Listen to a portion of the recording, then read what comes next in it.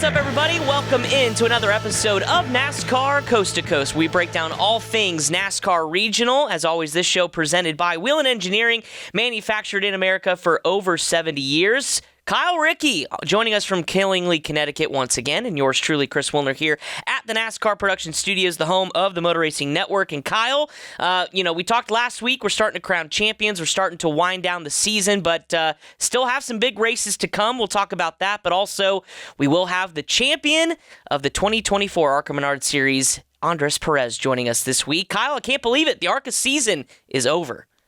Yeah, they wrapped up their season at their home racetrack this past weekend, 20th race of 2024, and Andres Perez picking up the championship after finishing second a year ago. So it'll be interesting to talk to him and see maybe what he learned last year that he could apply this year in running for a championship at on one of the most diverse series that we have in the sport. I mean, dirt tracks, road courses, super speedway, short tracks, intermediate tracks, you name it, they run it. And he was most consistent and was able to score that championship this past weekend. He certainly was. I wonder if he's still a little salty that there was no at least one next to the win column. It still has a 0 on it. But you know what? Championship's a championship. And he made history, too, as well. We'll talk about that, being the first foreign-born ARCA champion in series history. And, of course, his teammate, LeVar Scott, finishing second, getting Rookie of the Year. But let's dive into the race itself at Toledo. Of course, the backyard of the ARCA Menard Series, as they always do, finishing the championship there at their home racetrack. It did belong to William Sawalich here for, the opening portion of the race, Kyle, and then things started to develop, and especially with the tight racing at Toledo, you almost were waiting with bated breath for something to spark and something to happen, and sure enough, we thought maybe things would maybe play out a little bit differently. I know Brent Cruz was in the mix there toward the end for a little bit, but what were your thoughts for William Sawalich trying to hang on to the lead? Yeah, it was a good race up front between William and Gio Ruggiero. Chris Wright was up there a bunch. You mentioned Brent Cruz. Good field of cars on a relatively short track. I got a feel for Amber Balkin. Yeah. Again, I feel like she has had a season to forget.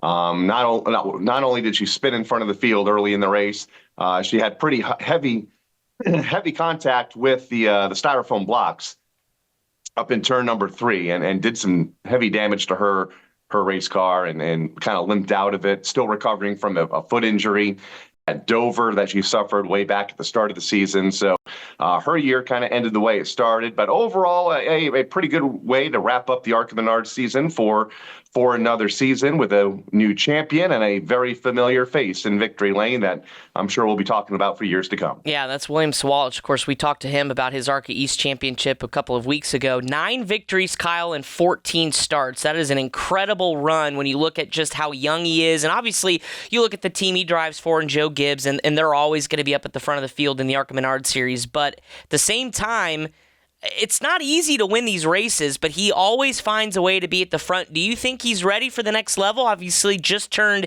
18 years old and was able to run Talladega over the weekend. So, I mean, do you think he's going to come back to ARCA? I know he talked about his plans not set yet for next year. I'd be surprised if he does not go immediately to at least the Truck Series in 2025.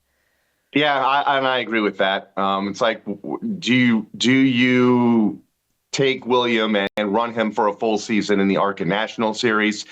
He's already dominated it in what he could run.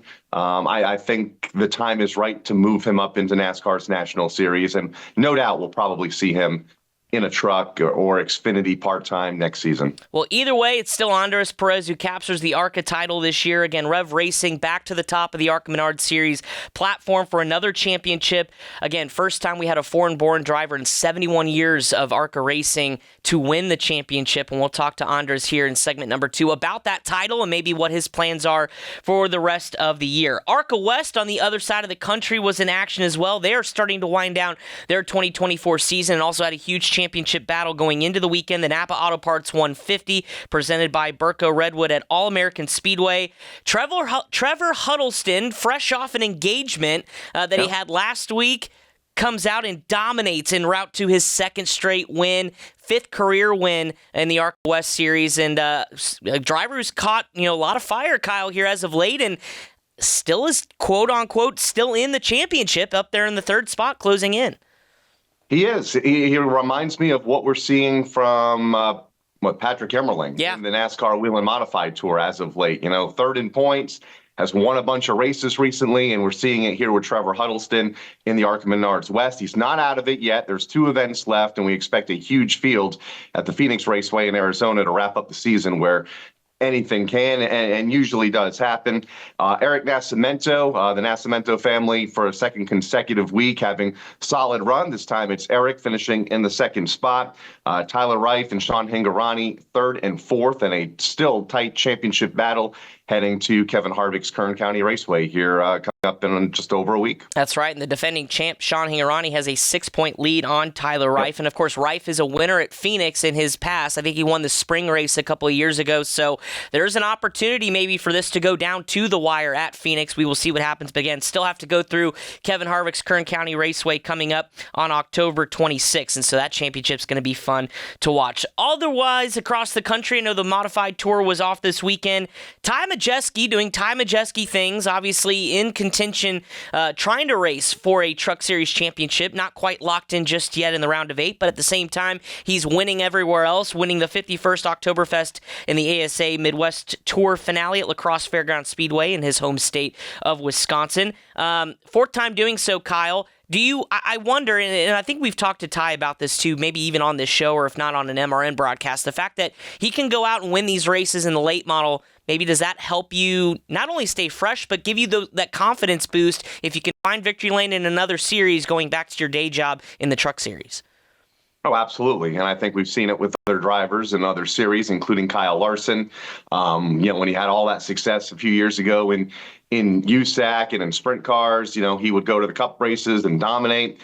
I don't think he'll dominate, but Ty Majeski certainly in position to win a NASCAR Craftsman Truck Series championship and winning at his home racetrack, La Crosse Fairgrounds Speedway, their biggest event of the season. No doubt will give him a lot of confidence in doing what he does nationally. So congratulations to Ty. Not really a big surprise. I feel like whenever he goes to these Midwest short tracks, especially La Crosse, he's the favorite and usually the guy in victory lane, and he was again this past weekend. Certainly was. Also want to give a tip of the cap to Dawson Sutton. Of course, he is progressing out, making already some NASCAR Craftsman Truck Series starts this year for Rackley War. He won his 4th Nashville Fairgrounds Pro Late Model victory of the year on Saturday night. And another driver, Kyle, we will be talking about, I am sure, when it comes to the NASCAR National Series here in the next year or two. Absolutely. Great race at Nashville Fairgrounds Speedway. And you're right. Dawson is somebody that, has kind of tipped his toe in the waters of the National Series the last couple of weeks or last couple of months. So, we'll see. We'll see where he goes. Congratulations to Dawson. Am I missing anybody up in your neck of the woods, Kyle? I know Stafford has put a bow on the 2024 season as the leaves begin to change. I'm sure it's starting to get cold up there as well. How was the finale up there at Stafford? Yeah, it was a great night. Mike Christopher Jr. picked up the race win for the SK Modifieds. We have a new champion for the first time in 4 years. Andrew Moeller picked up the 19th different driver to win an SK title at Stafford. Late models came right down to the wire. The street stocks came down to the wire. It was a great crowd, a great night. So overall, a good way to wrap up a very successful 2024 season at Stafford as the tracks slowly begin to close up here in New England. And we'll go to Thompson this weekend. That's right. And then Thompson will be done as well here shortly. And then, all of a sudden, Kyle's got some free time on his hands. Maybe. Right. I don't know. I know you're going to start doing all the track tours and shop tours that you and Bonza do. So good stuff. All right. Well, we've got Andres Perez standing by on the line. Cannot wait to talk to our 2024 ARCA Menards Series champion. For Rev Racing, Andres Perez, he's standing by. He's coming up next here on NASCAR Coast to Coast, brought to you by Whelen Engineering. Whelen Engineering, a global leader in the emergency warning industry, designs and manufactures reliable and powerful warning lights, white illumination lighting, sirens, controllers, and warning systems for the automotive, aviation, and mass notification industries worldwide. Whelen products are designed, sourced, and manufactured in America and tested on site to meet the toughest industry standards. Whelen Engineering, manufactured in America for over 70 years. We never left, and we're here to stay.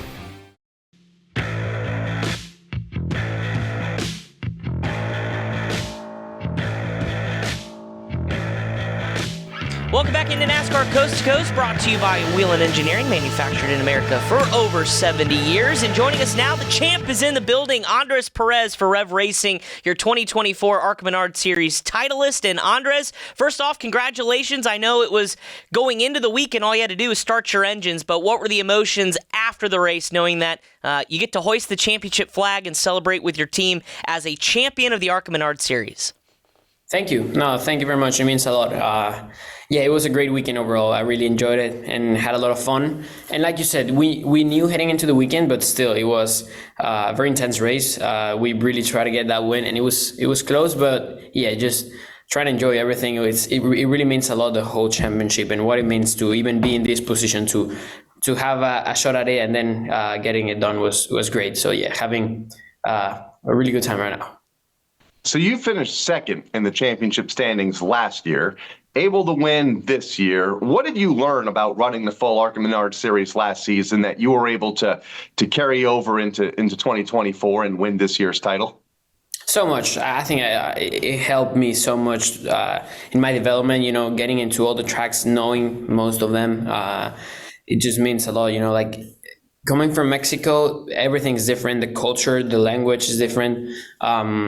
But also the tracks, the speed and the size of the tracks is very different. And I got to know them last year. So this year it was just going to the race, focus on getting better and better. And it worked. Our performance this year was really good.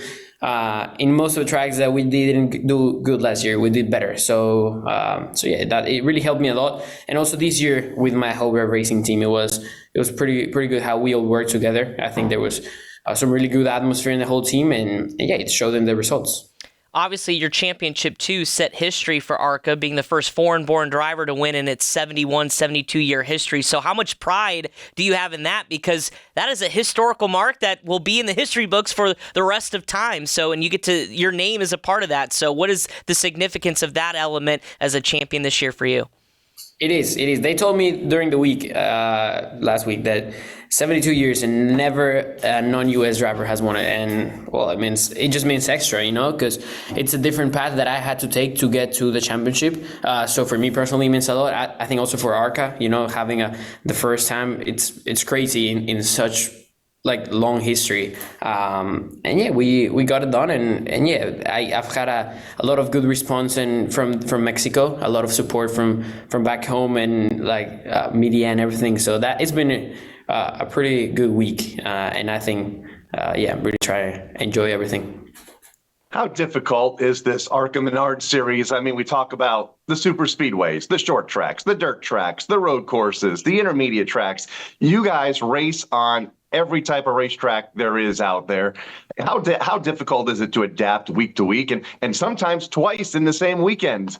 Yeah, you're right. It's such a diverse schedule, which I think is a pretty good thing for a development series. Yep. We get to do everything. So this year we had two road course races, 2 dirt races, which you don't get that anywhere else. So yeah, it helps so much in getting you better in your development and yeah, getting ready for the next step too. It's hard to adapt for sure.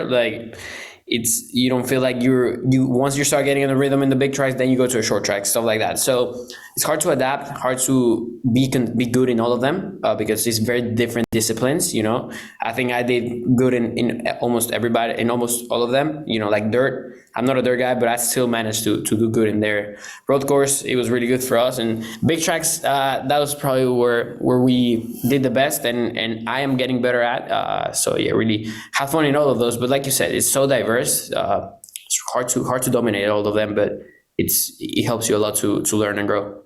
I know, too, not only were you contesting ARCA Menard Series, but you're still racing in the NASCAR Mexico Series when you can. So how important was that this year, being in the seat of something, even when ARCA was off or had a couple weeks of break, to continue to kind of keep fresh behind the wheel? Do you feel like that also kind of helped back when you would come back stateside and run the ARCA stuff?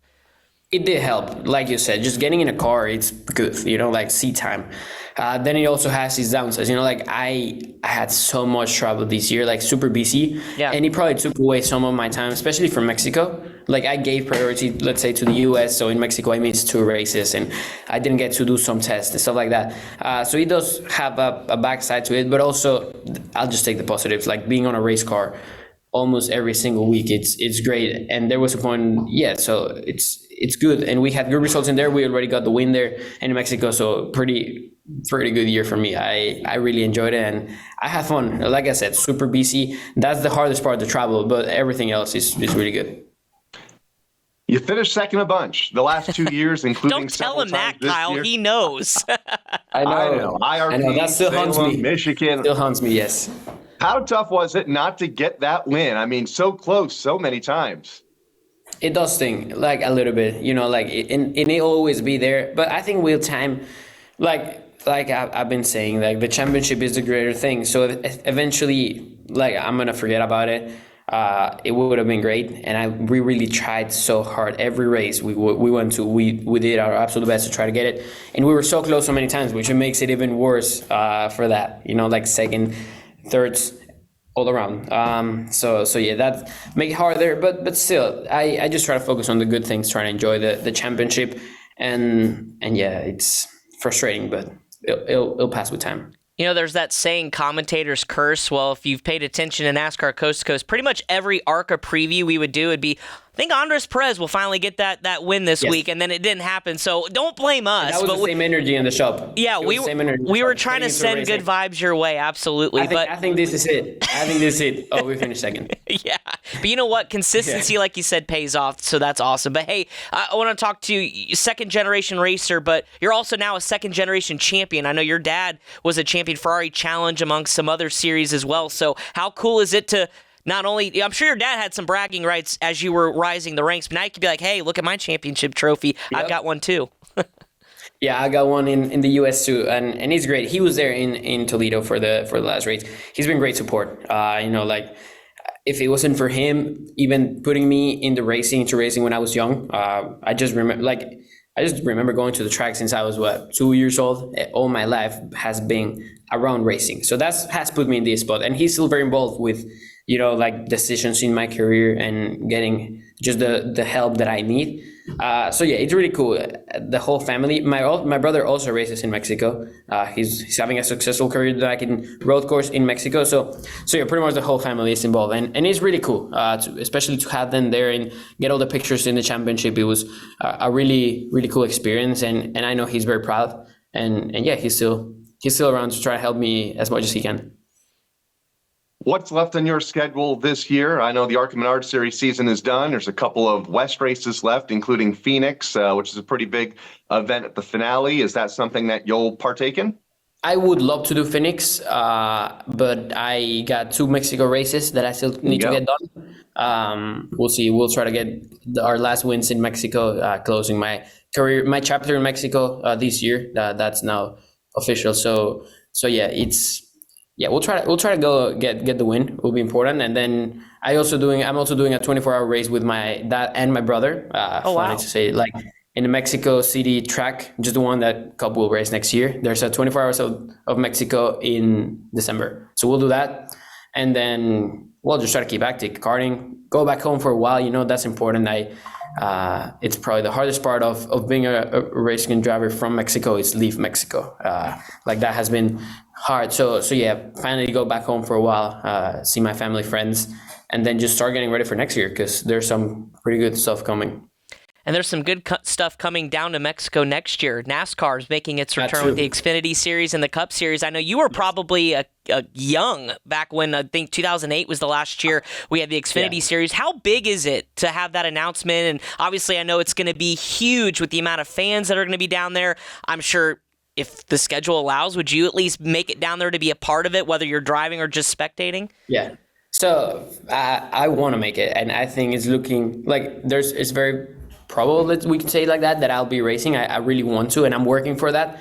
Nothing closed yet, but in general, that whole weekend for me is going to be really important for the whole NASCAR in Mexico. Like it's just perfect timing for me in my career, to have that. I know there's going to be a lot of interest from the Mexico fans. It's going to grow NASCAR's fan base in Mexico a lot, and yeah, I'm just trying to take advantage of that. I know it's going to be a good weekend. I know people that are behind that are making sure it's going to be a very great weekend and like great atmosphere. And so yeah, the event is going to be really cool. I know there's going to be good fan turnout and fan interest in it, and I'm just trying to make the most of it, making race there and also see what I can get out of it in general.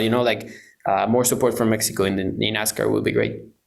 Here in the States, we talk about Daytona. In Mexico, in Mexico City, you talk about Autodromo Hermanos Rodriguez. How important is that racetrack to the motorsports industry and culture down there in Mexico? It's huge. It's huge. It's just like you said, it's the Daytona for Mexico. Yep. All the big events are there. We got F1, NASCAR Mexico races there. I'm doing the 24-hour race, and it's everybody wants to run that track at least, and to have the chance to do it in many series like I have done is great. And if you feel the energy that the fans bring to that place when there's a race in there, it's just crazy. It's in the middle of the city. It's not in you don't have to drive. It's in the middle of the city. This huge place, great track.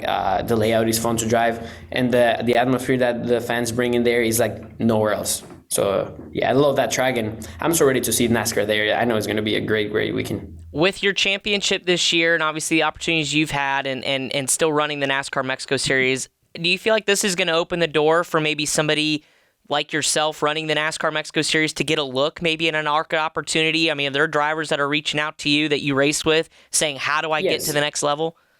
It's been a while that there's a lot of interest from Mexican drivers to come to the U.S. Obviously, the Rev Racing Driver Diversity Program is like the goal for everybody. I got the chance to be in it 4 years ago. I was in NASCAR Mexico.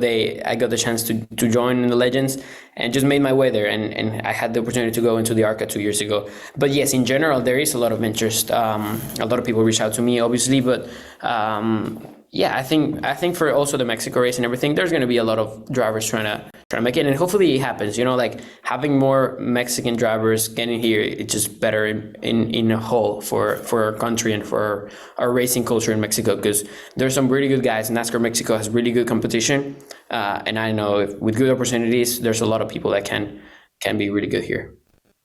Final question for you from me, and you've teased next year a couple of times. How long before we might hear something about where you may end up for 2025? Very soon. Okay. I think soon. So I know what I'm doing, which is a good thing now. And yeah, super excited to share that. But you know how it works. I cannot say it now. But yeah, I'm starting to get ready. Working to try to put everything together for the beginning of the year, and yeah, really cool stuff. I'm ready to put the work and see how that goes, but yeah, pretty soon you guys know. I like that. We got a tease. He knows, but he's not going to let us know, which is great. We're going to look forward to that announcement for sure when it comes, Andres. Final question. How are you celebrating the ARCA Championship? Or are you worrying about finishing the race season first, then you'll have time to celebrate? What are the celebration plans going to be like, both stateside and then maybe going back home to Mexico? So here in the US, it's been cool. I'm here at Rev right now and just talking to my guys, enjoying the time. But no big celebrations yet. We gotta finish the races here, and then probably the Worlds will be a good weekend. But also, just like I said, going back home, enjoy time with friends and family. That's the best I can ask for as a reward, and as a celebration. But yeah, those two, like the awards, I'm looking forward to that, and then the celebration back in Mexico when the race season finishes. I'm ready to start it. Perfect. Well, you enjoy every single minute of it. Congratulations on a great season. I know you wanted to win, but I feel like it'll come. But enjoy the championship, though, and all your hard work that you and the whole team have put in. And we'll look forward to chatting with you when you make your big announcement of what next year is going to be. Thank you for inviting me. It's great to talk with you all guys, and yeah, we'll hopefully I'll see you soon to talk about what's next. Absolutely, we look forward to it. Andres Perez, your big 2024 ARCA Menard Series Champion of the Year, and a big congratulations to you. Coming up next year, we've got more of the calendar and news and notes. Stick around, Coast to Coast. We'll be right back. Whelen Engineering, a global leader in the emergency warning industry, designs and manufactures reliable and powerful warning lights, white illumination lighting, sirens, controllers, and warning systems for the automotive, aviation, and mass notification industries worldwide. Whelen products are designed, sourced, and manufactured in America and tested on site to meet the toughest industry standards. Whelen Engineering, manufactured in America for over 70 years. We never left, and we're here to stay.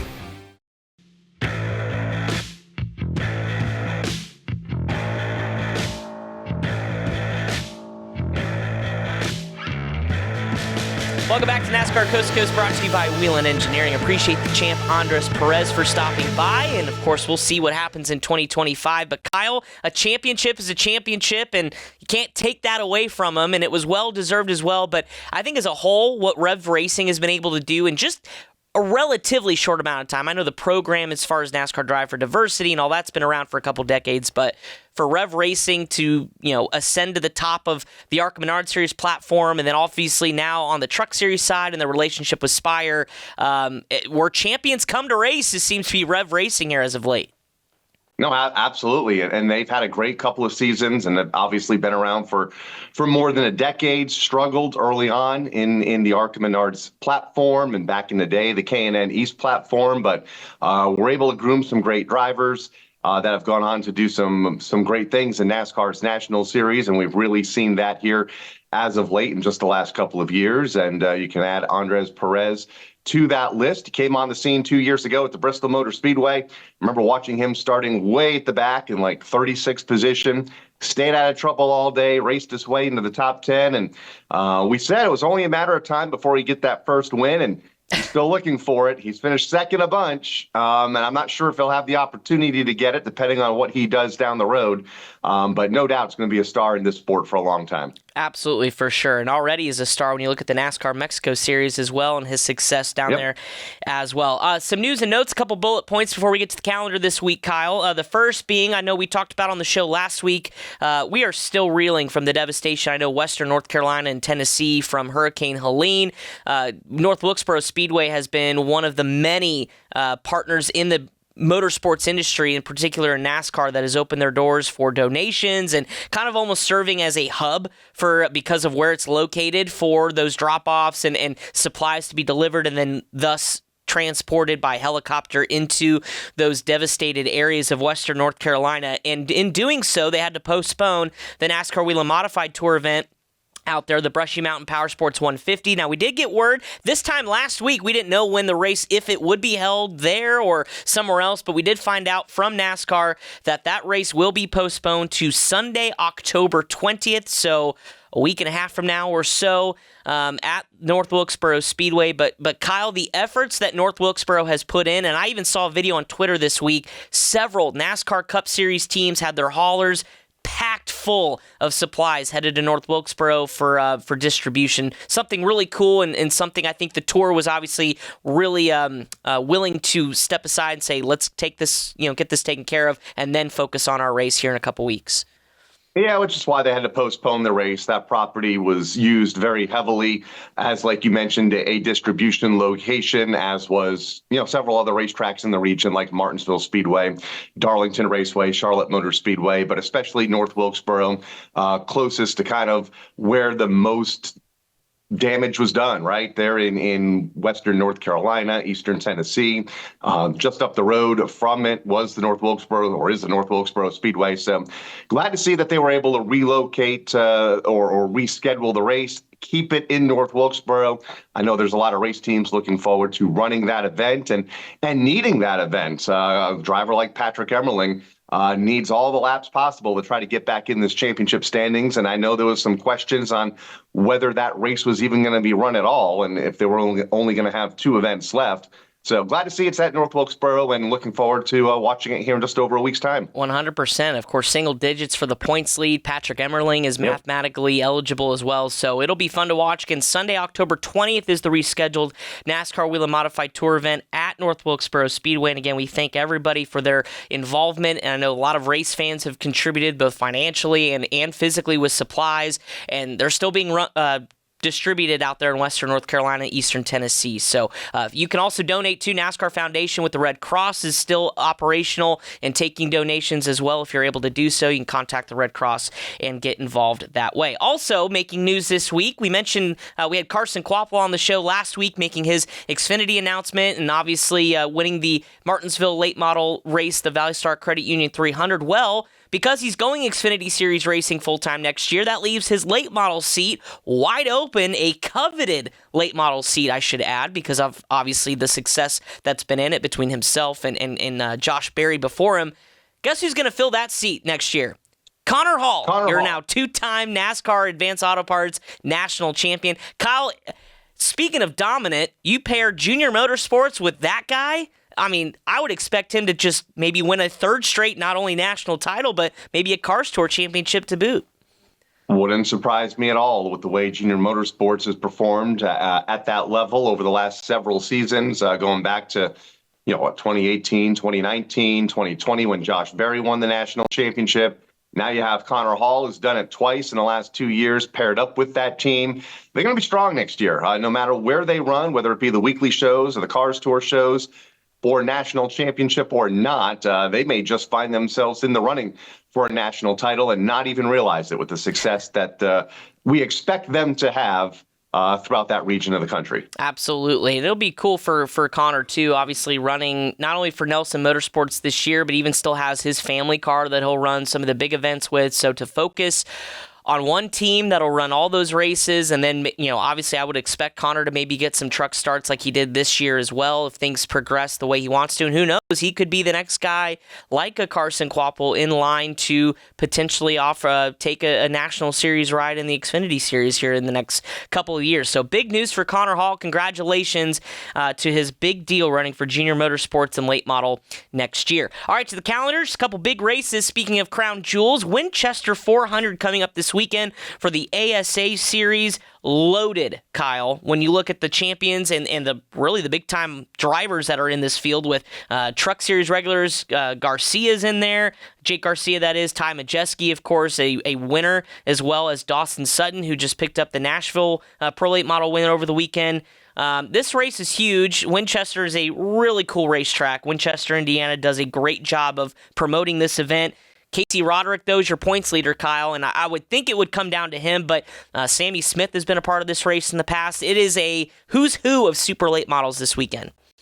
Yeah, it's a fun racetrack. It's a long race. It's a battle of attrition, just trying to survive. Usually there's a big wreck or two during the course of the event that you need to dodge, kind of like Talladega last weekend, but on the short track level. A lot of banking, very physical for the drivers. One of the nation's great short tracks, I think one of the oldest short tracks in the country. When you talk about places like a Winchester and Salem, they've been around forever.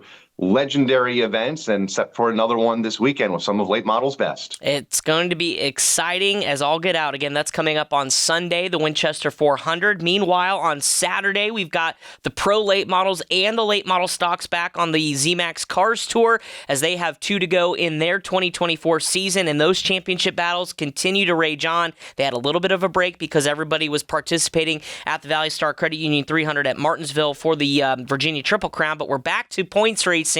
And it's 1 point between Connor Hall and Brendan Queen for the late model stock title. Those two drivers have a lot of great history at Tri-County Speedway.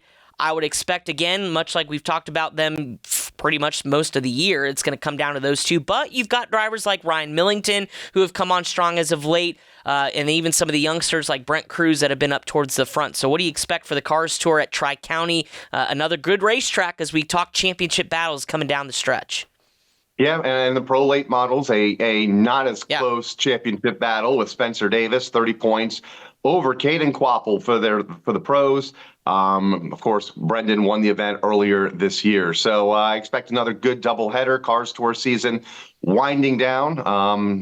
Love watching these championship battles play out, something that we've talked about for the better part of 6 months, and it's all coming down to their final couple of events of the season. And, like you mentioned, Tri-County, a great racetrack for the Cars Tour. It is, and we've seen one little mistake can take yourself out of it, and so far, Brendan Queen, Connor Hall have been lockstep. Each have had their own issues over the course of the year, but they've almost canceled each other out, and that is why we're nearly deadlocked here for the championship. So it's going to be fun to watch. Obviously, Connor Hall coming off the big news. He's going to run a late model for Junior Motorsports next year. Maybe some added momentum. We will see what happens again coming up on Saturday night. It all begins at 7 p.m. Eastern. You can watch live on Flow Racing. Am I missing anything else over the weekend, Kyle? I know you mentioned I think Thompson, is that this weekend? Because they're starting to wind down things. We've talked ASA, we've talked cars. Let's talk NASCAR. NASCAR Coast to Coast, the Modified Tour back in action this weekend.